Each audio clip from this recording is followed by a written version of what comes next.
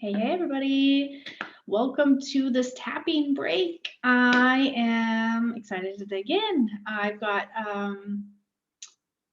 it might be a little bit of a deeper topic to tap into today. It's all about power and our belief, maybe the limiting belief, if you resonate that. If you resonate with the belief that you're not able to handle power, you're not you don't trust yourself with power. And so we're gonna, excuse me, uh, we're gonna work to redefine this for ourselves. And one of the things that has been coming up as I've been digging into this over the last couple of days, because this is also for me very much, compatible with this last full moon that we went through a couple of days ago, the full moon in Scorpio. Scorpio is a very powerful presence or a very powerful energy. And so I think there's a lot of, I don't want to say misconceptions because I think there are so many different levels to all the different signs. But I think that Scorpio really gets kind of, it kind of bears the brunt of all of the darkness of the world almost. And while it does represent the shadow and death and really deconstruction and destruction in order to rebuild and to build on a more strong foundation, it really is about the power of being able to be present with the things that are the most uncomfortable. And when we, excuse me, when we can tap into that power of our presence, I feel that, there's, it takes the shadowy part of it more away. It takes the more taboo, um, the misfittedness. Is that even a thing? The brokenness of something, and you can really just see the beauty in the brokenness. And I think there's that whole, what is it called? I think wu wei. No, maybe that's something different. Anyway, it's about, I think it's a Japanese art form where something is broken and then they weld it back together with gold. And I don't know why I'm losing my voice. Excuse me. And so they weld it back together with gold. And it's a work of art, right? There's beauty in that brokenness. And so, as with everything, there's contrast, there's duality, there's polarity with everything. And I think that, yes, there is that aspect of Scorpio and that very um, intenseness about it. There's also this very present power that comes with Scorpio, and we don't know that presence or that power until we have it taken away, or we don't know what it feels like until we haven't had it. I think that's a good way to maybe explain it. So if you resonate with this, I'm excited to dig in. Um, so yeah, really working with this limiting belief that we don't trust ourselves with power. And I think this is something that I have felt and I've been working through. And this is, I think, where everything stems from. The majority of, the stuff that I work on for myself stems from. But I think collectively as women, um, power, it's not like that we don't want power. We don't have power. We do, but we don't see it the same way as our counterparts, men, or the masculine.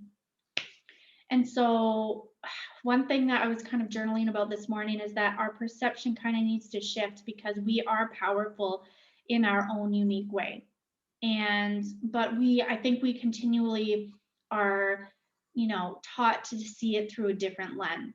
And so as soon as we can, take that pair of glasses off and put our own unique lens or perception or pair of glasses on, we can start to actually see that we have been utilizing power the whole entire time, and that um, you know, it power can be dangerous if you don't know how to use it. And I think when you're not looking at something, when you're kind of deflecting, or you're not, looking at something squarely and very honestly and openly, it creates a shadow and disillusionment, and it creates this sense of we don't know what we're doing, and it's false because we do know what we're doing. And if we try to give that away and disempower ourselves, then we are, essentially creating, I don't want to say we're creating danger with power, but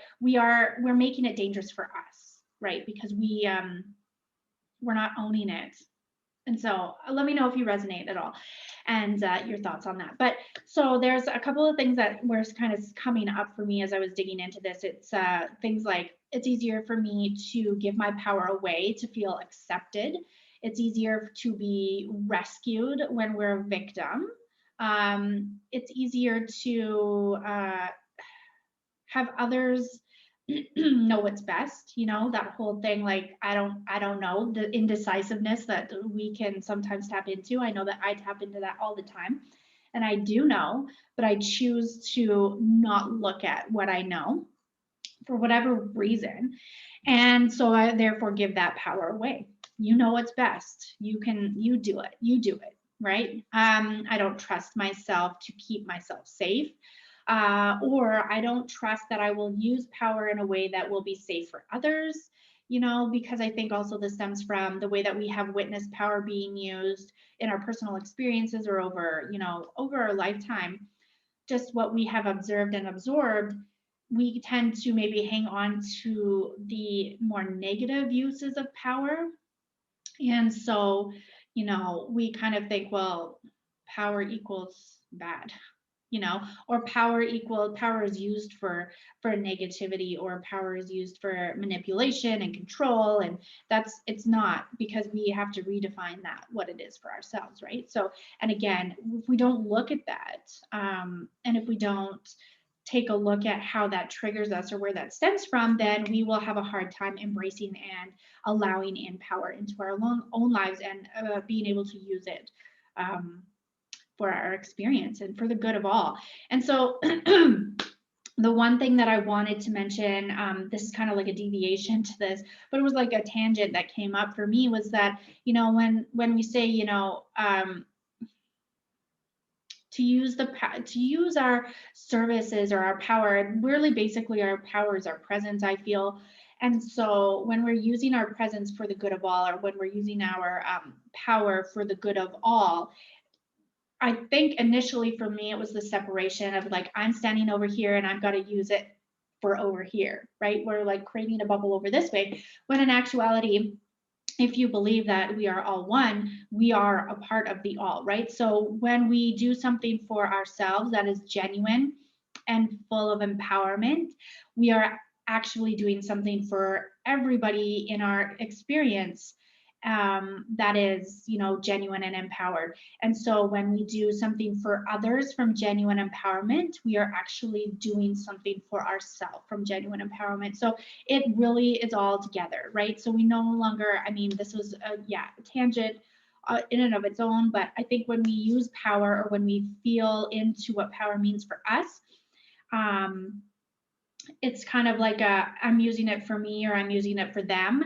when in actuality, if we kind of look at it from this perspective of we're using it for us together, all included, all inclusive, combined, we are actually, you know, it's for the benefit of all, including us, right? And it's for my benefit, and that includes everyone else.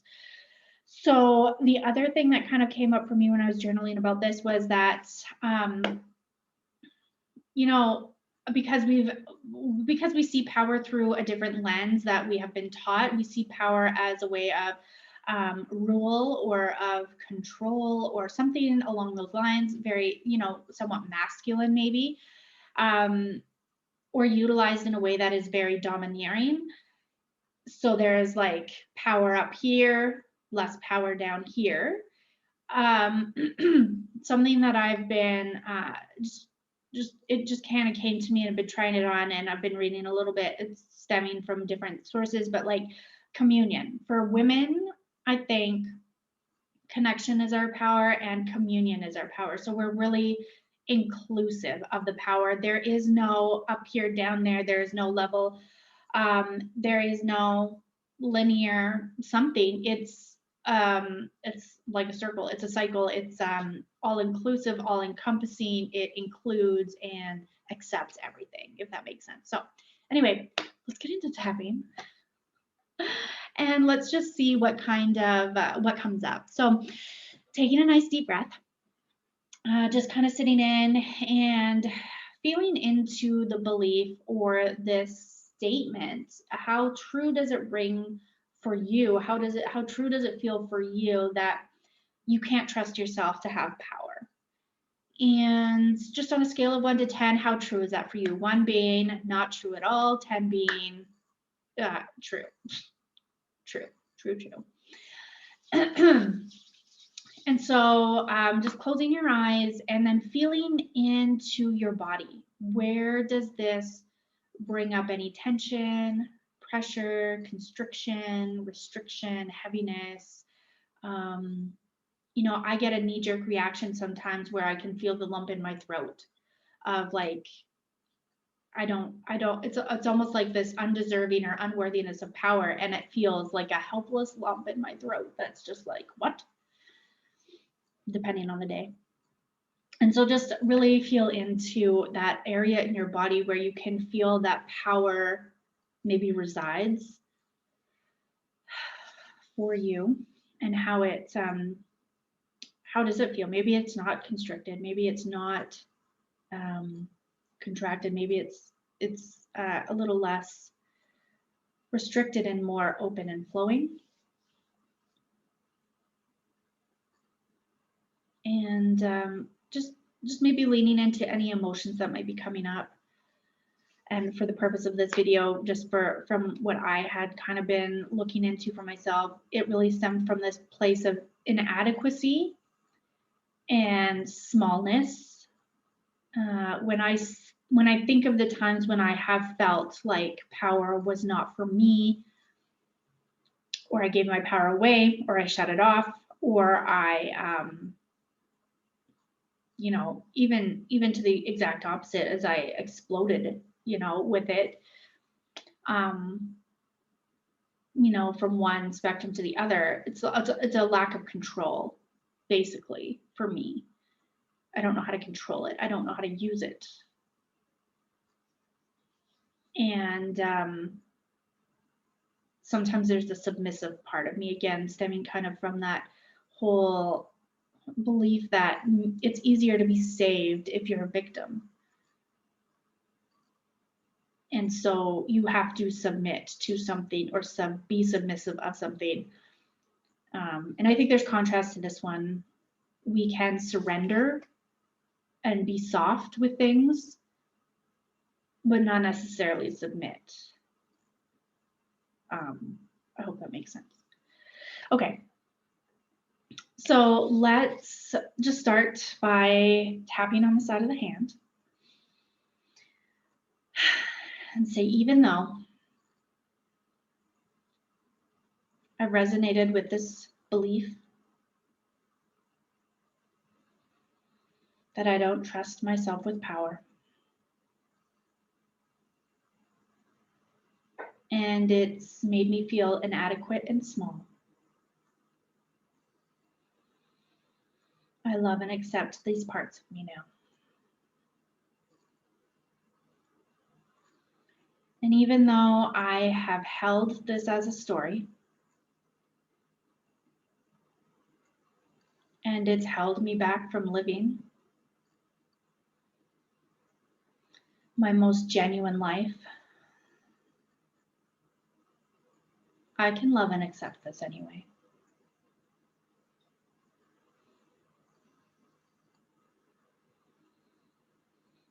And even though this distrust in myself has made me feel powerless,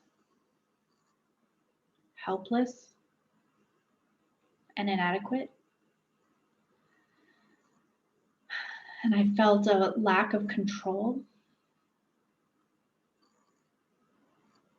I love and accept all parts of me now. Going to the top of the head, I'm going to say, I just don't trust myself with power.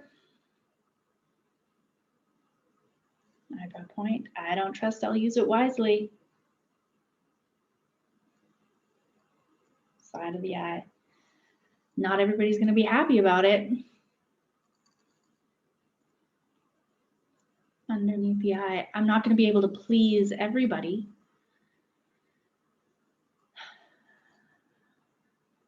Underneath the nose, maybe I'll hurt someone. Underneath the mouth, maybe I'll mess something up.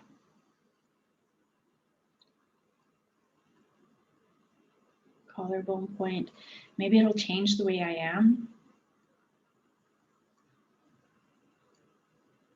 Underneath the arms, how is this going to make me different? Underneath the arms, I already feel different. Too different. Wrist point, I don't know who I'll become.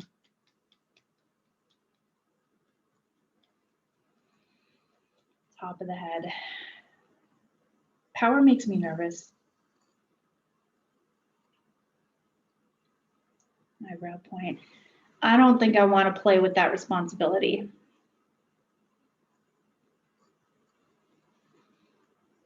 Side of the eye. I'm just not cut out for power. Underneath the eye. I just don't trust myself with power.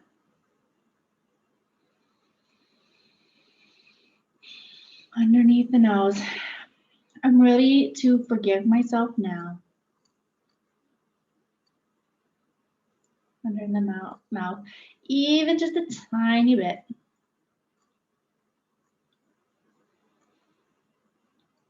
Collarbone point, for believing that I can't trust myself.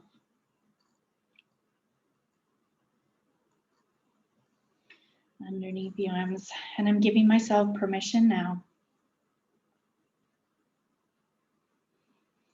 Underneath the chest, to release this as much as possible.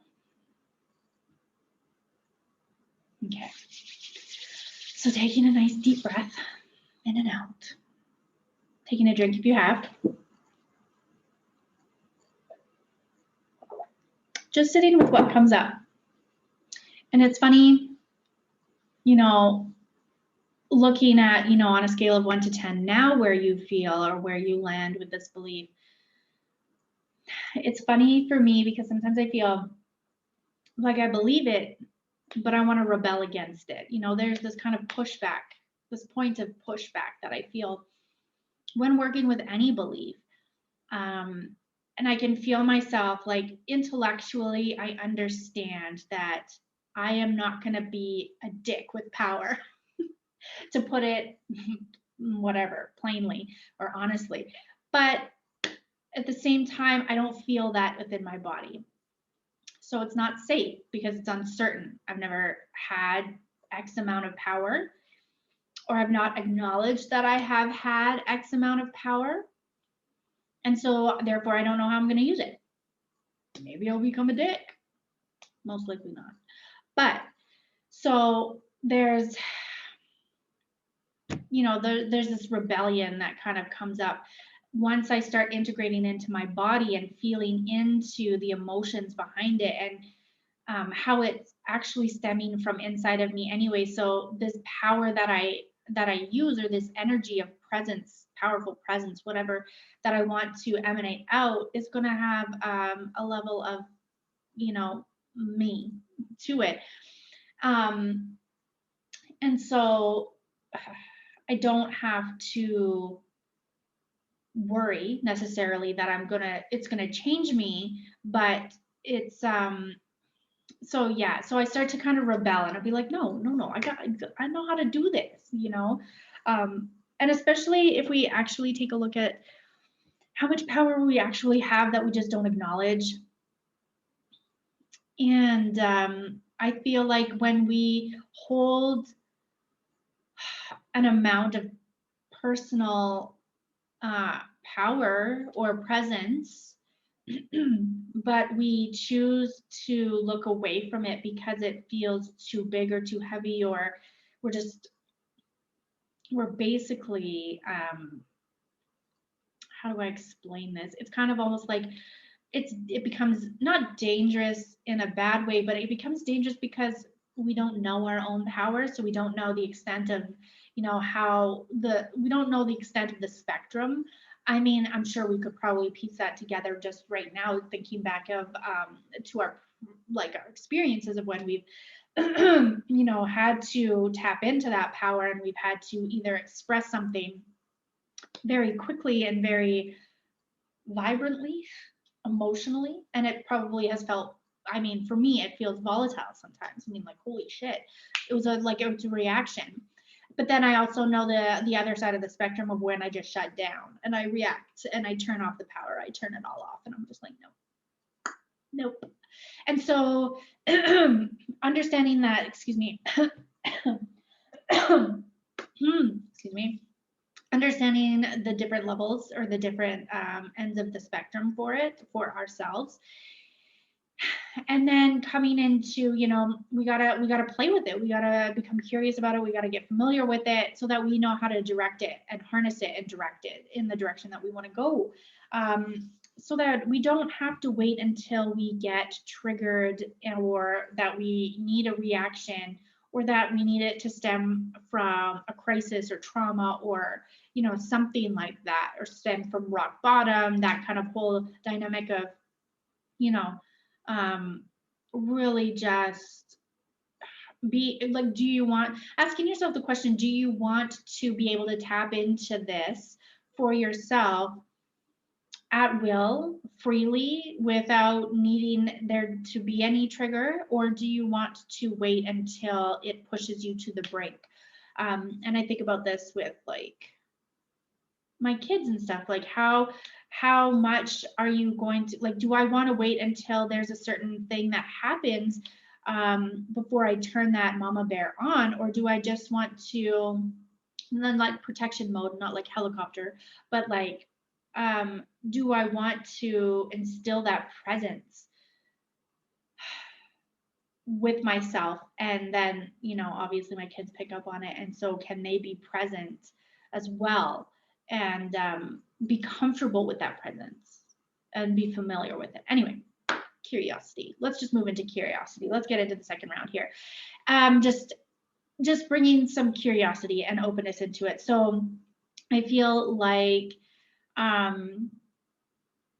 we don't, sometimes this is like, we don't allow ourselves to dream bigger. We don't allow ourselves to tap into the potential, the opportunities, the expansion of it all, because we don't want to be disappointed, or because it just, it's a little bit scary. It's unfamiliar. We don't know what it is. We've never been there before. And so we feel like we have to, to some extent, keep controlling our circumstances and doing the same things over again because we know it's familiar.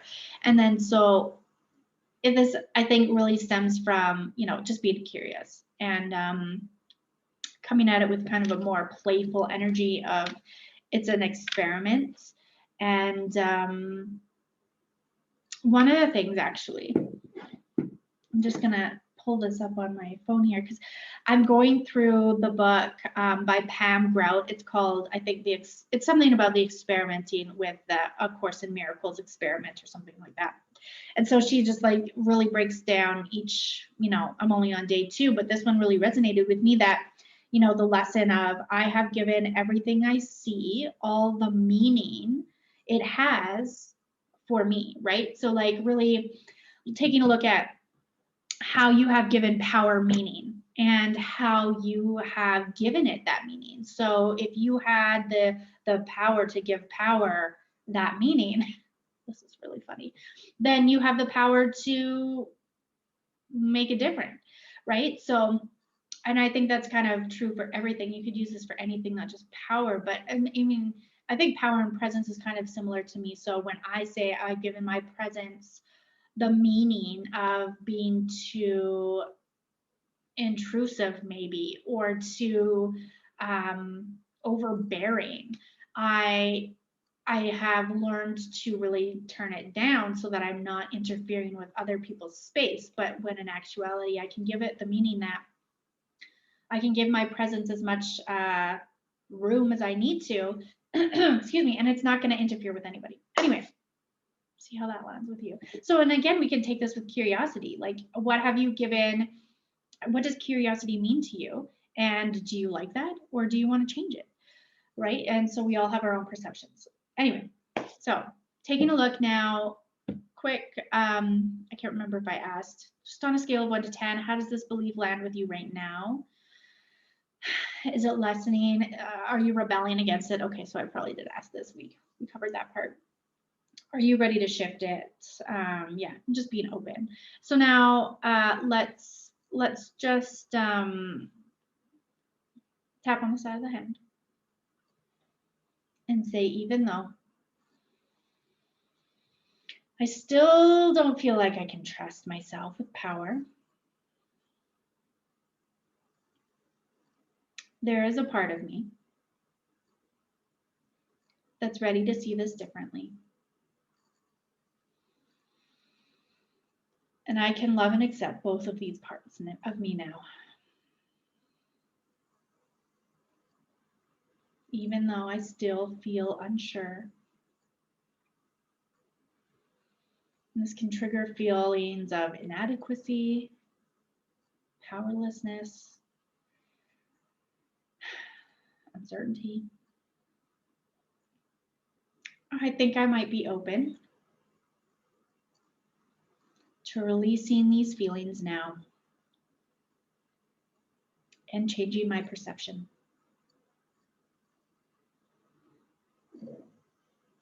Even though having power still feels like a big responsibility, I'm ready to make this my own. And I'm curious about how that would be. Okay, top of the head, say, I'm ready to release a little bit more of this now. Eyebrow point, it's not really resonating as much.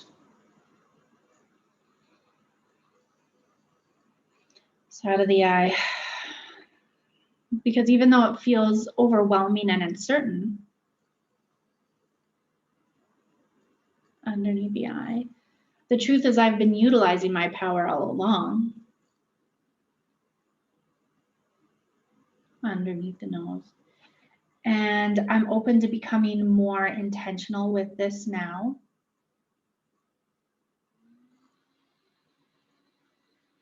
Underneath the mouth.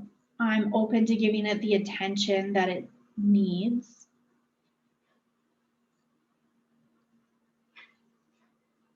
Collarbone point. And I'm open to embracing this more now.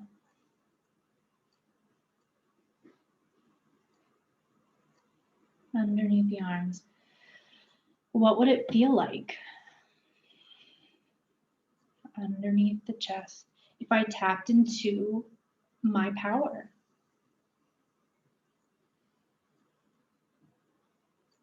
Wrist points. If I uncovered my well of power. Top of the head. And I allowed it to flow freely. Eyebrow point.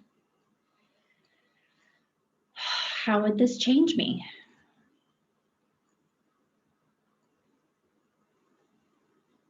Side of the eye. What would I do differently?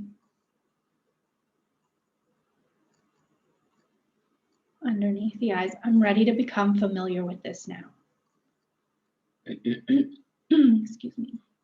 Underneath the nose. I'm ready to explore this part of me now. Underneath the mouth, I'm ready to get curious.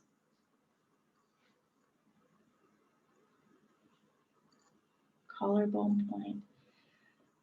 Because the truth is, underneath the arms, I've been powerful all along.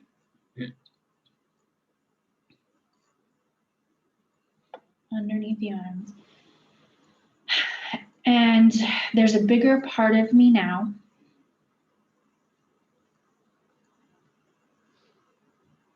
Wrist points that's ready to use this intentionally.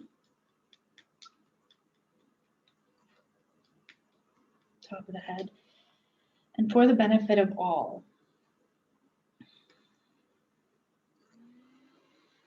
Eyebrow point. I am worthy of power.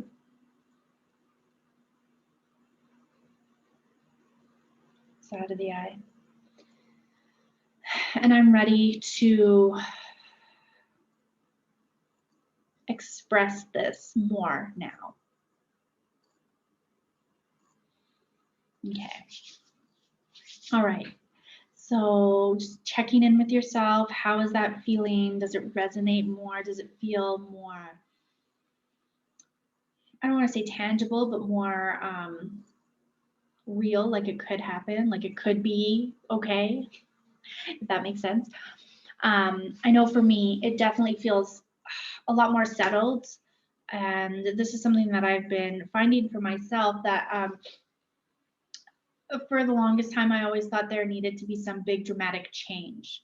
And now I really understand the power of very subtle and very still and very deeply rooted transformation. And so I don't necessarily, I mean, sometimes every once in a while I get that like little hook on where I need to like, where's the big transformation? Where's that big aha? But it's really just in an energetic state for me of just being settled and just, again, it's like squaring the shoulders back and just like here, like I'm here, right? And so just kind of checking in with yourself and seeing like, can you move from, how have you moved? How has it shifted for you? And just being aware of that there.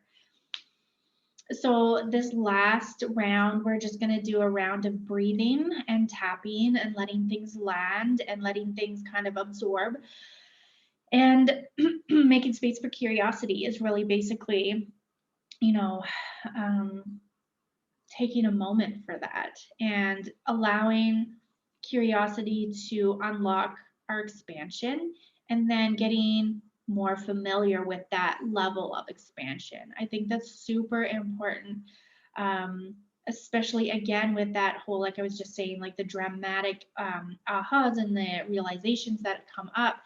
You know, it's like, what next? What next? What next? Bam, bam, bam, bam. I want to change, right? Like shift it all.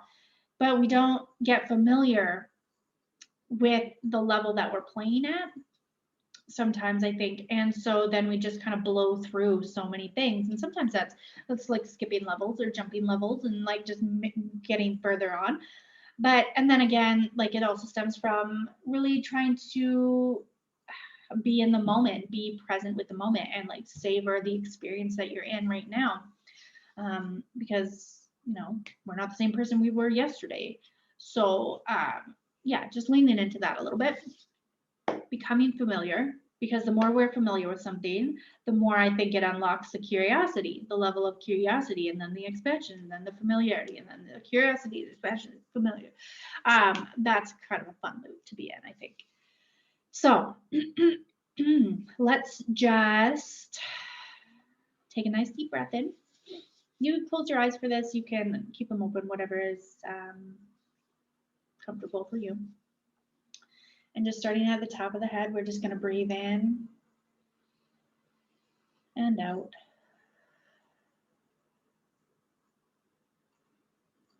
Eyebrow points, breathing in and out. Side of the eye, breathing in and out.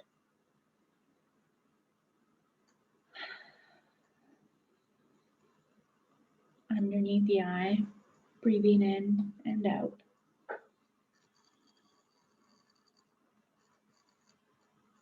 Underneath the nose.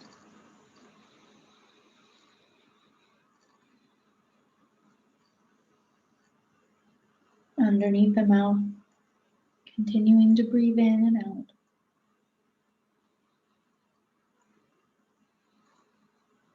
Collarbone point.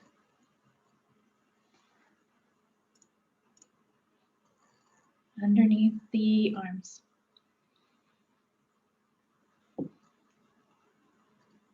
Underneath the chest.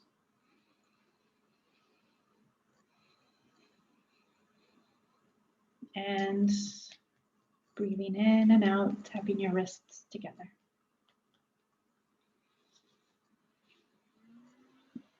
And just stretch it out a little bit. Rotate, wiggle, fingers, toes, neck, shoulders, muscles, whatever it is that needs to move for you. And so, I mean, with everything that I do, there's kind of always this underlying intention that, you know, in a meditation or tapping or even just in like contemplation and thinking, that it's just ever expanding and ever opening even after the experience, even after the thought. And sometimes if it's, you know, if I'm struggling to shift something, or if I'm struggling to feel something, I tell myself, or I set the intention for myself, you know, that this has just created room. So I might not be feeling it right now, but it's created room for these things to land and for these things to shift. So we can, you know, kind of take our attachment out of it, and, you know, oh, it didn't work for me, or it didn't shift anything for me when, yeah, sometimes we just need the room to allow things to, like a snow globe, right? We get shucken up and then we're like, oh, everything is still chaotic. And then once, you know, all the pieces land, it's settled. So thank you for joining today. I hope you enjoyed this. I'd love to hear any feedback, comments, questions, anything. I'm always open for discussion. And we will catch you next time. Yeah, so have a great rest of your day. And until next time, sending you guys all the love. Bye-bye.